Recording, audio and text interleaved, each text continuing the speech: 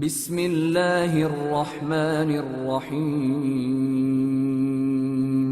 شروع اللہ کا نام لے کر جو بڑا مہربان نہایت رحم والا ہے۔ الف لام را، یہ اللہ کی کتاب اور قرآن روشن کی آیتیں ہیں۔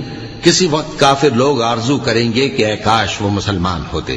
اے نبی، ان کو ان کے حال پر رہنے دو کہ کھا پی لیں اور فائدے اٹھا لیں، اور لمبی لمبی آرزویں ان کو دنیا میں مشغول کیے رکھیں، آخر کار ان کو اس کا انجام معلوم ہو جائے گا۔ اور ہم نے کوئی بستی ہلاک نہیں کی مگر اس کا وقت مقرر لکھا ہوا تھا۔ کوئی امت اپنی مدت مقررہ سے نہ آگے نکل سکتی ہے اور نہ پیچھے رہ سکتی ہے۔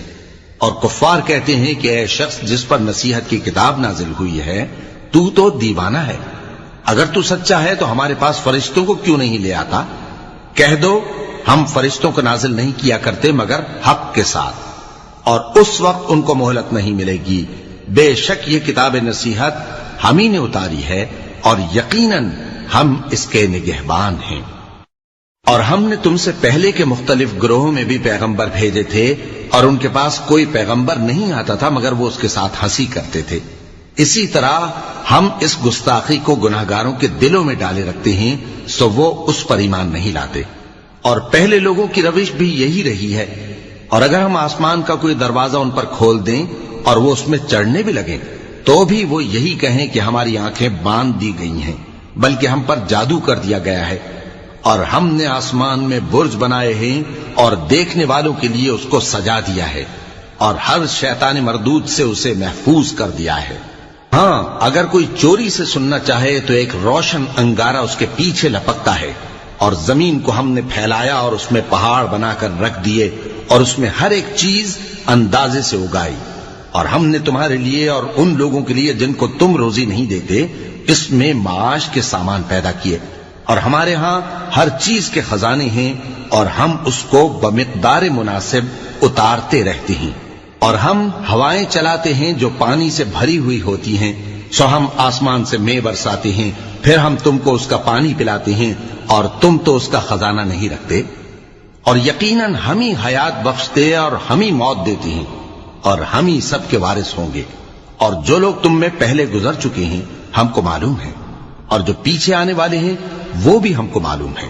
اور تمہارا پروردگار قیامت کے دن ان سب کو جمع کرے گا، وہ بڑا دانا ہے، خبردار ہے۔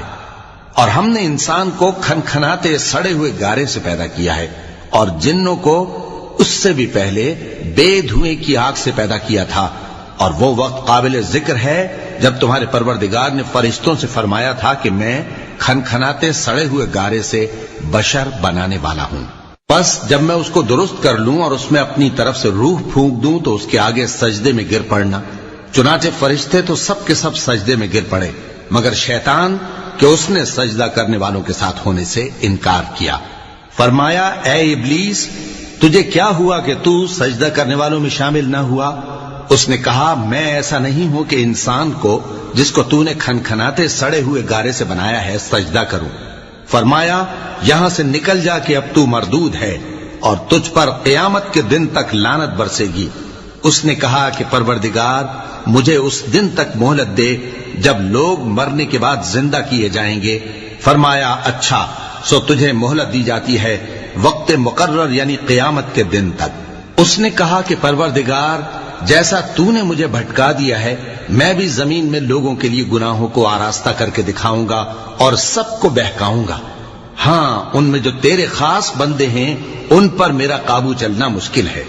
فرمایا کہ مجھ تک پہنچنے کا یہی سیدھا رستہ ہے، جو میرے خاص بندے ہیں ان پر تجھے کچھ قدرت نہیں کہ ان کو گناہ میں ڈال سکے۔ ہاں، بد راہوں میں سے جو تیرے پیچھے چل پڑے، اور ان سب کے وعدے کی جگہ جہنم ہے۔ اس کے 7 دروازے ہیں، ہر ایک دروازے کے لیے ان میں سے الگ الگ حصہ ہے۔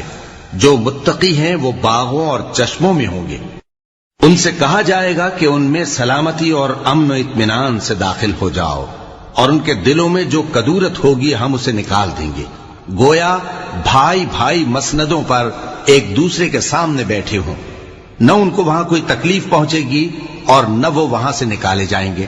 اے پیغمبر میرے بندوں کو بتا دو کہ میں بڑا بخشنے والا ہوں، بڑا مہربان ہوں، اور یہ کہ میرا عذاب بھی درد دینے والا عذاب ہے۔ اور ان کو ابراہیم کے مہمانوں کا احوال سنا دو۔ جب وہ ابراہیم کے پاس آئے تو سلام کہا۔ انہوں نے کہا کہ ہمیں تو تم سے ڈر لگتا ہے۔ مہمانوں نے کہا کہ ڈریے نہیں، ہم آپ کو ایک دانشمند لڑکے کی خوشخبری دیتے ہیں۔ وہ بولے کہ جب مجھے بڑھاپے نے آ پکڑا تو تم خوشخبری دینے لگے، اب کاہے کی خوشخبری دیتے ہو؟ انہوں نے کہا کہ ہم آپ کو سچی خوشخبری دیتے ہیں، سو آپ مایوس نہ ہوں۔ ابراہیم نے کہا کہ اللہ کی رحمت سے مایوس ہونا تو گمراہوں کا کام ہے۔ پھر کہنے لگے کہ فرشتوں، تمہارا اصل کام کیا ہے؟ انہوں نے کہا کہ ہم ایک گناہگار قوم کی طرف بھیجے گئے ہیں کہ اس کو عذاب کریں، مگر لوط کے گھر والے کہ ان سب کو ہم بچا لیں گے، البتہ ان کی بیوی کہ اس کے لیے ہم نے ٹھہرا دیا ہے کہ وہ پیچھے رہ جائے گی۔ پھر جب فرشتے لوط کے گھر آئے تو انہوں نے کہا کہ تم تو ناآشنا سے لوگ ہو۔ وہ بولے کہ نہیں، بلکہ ہم آپ کے پاس وہ چیز لے کر آئے ہیں جس میں لوگ شک کرتے تھے، اور ہم آپ کے پاس یقینی بات لے کر آئے ہیں اور ہم سچ کہتے ہیں۔ تو آپ کچھ رات رہے سے اپنے گھر والوں کو لے نکلیں اور خود ان کے پیچھے چلیں، اور آپ میں سے کوئی شخص پیچھے مڑ کر نہ دیکھے، اور جہاں آپ کو حکم ہو وہاں چلے جائیے۔ اور ہم نے لوط کی طرف وہی بھیجی کہ ان لوگوں کی جڑ صبح ہوتے ہوتے کاٹ دی جائے گی۔ اور اہل شہر لوط کے پاس خوش خوش دوڑے آئے۔ لوط نے کہا کہ یہ میرے مہمان ہیں، کہیں ان کے بارے میں مجھے رسوا نہ کرنا، اور اللہ سے ڈرو اور میری بے آبروئی نہ کرو۔ وہ بولے، کیا ہم نے تم کو سارے جہان کی حمایت و طرفداری سے منع نہیں کیا؟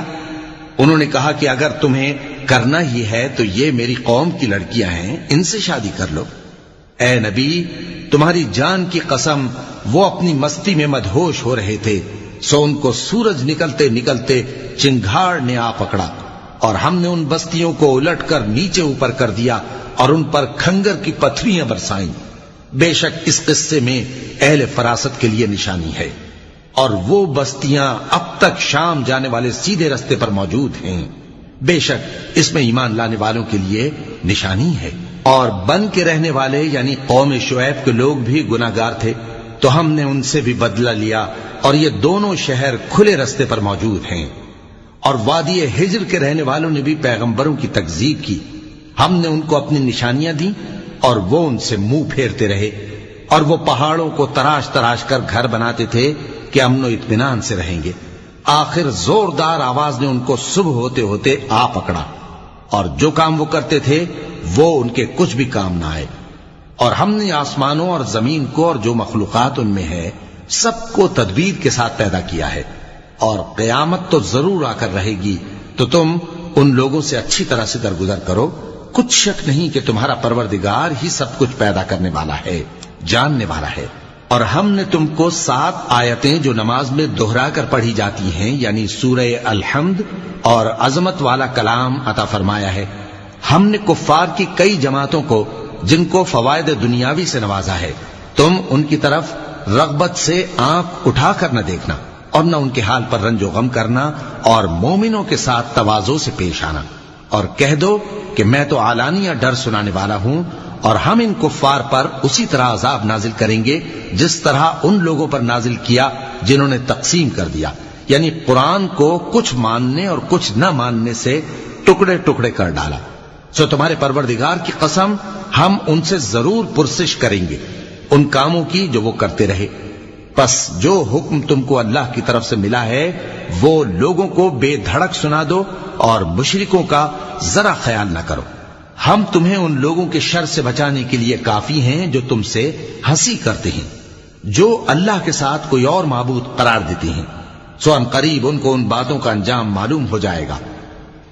اور ہم جانتے ہیں کہ ان کی باتوں سے تمہارا دل تنگ ہوتا ہے، تو تم اپنے پروردگار کی تسبیح کہتے اور اس کی خوبیاں بیان کرتے رہو، اور سجدہ کرنے والوں میں سے ہو جاؤ، اور اپنے پروردگار کی عبادت کیے جاؤ یہاں تک کہ تمہاری موت کا وقت آ جائے۔ صدق اللہ العظیم۔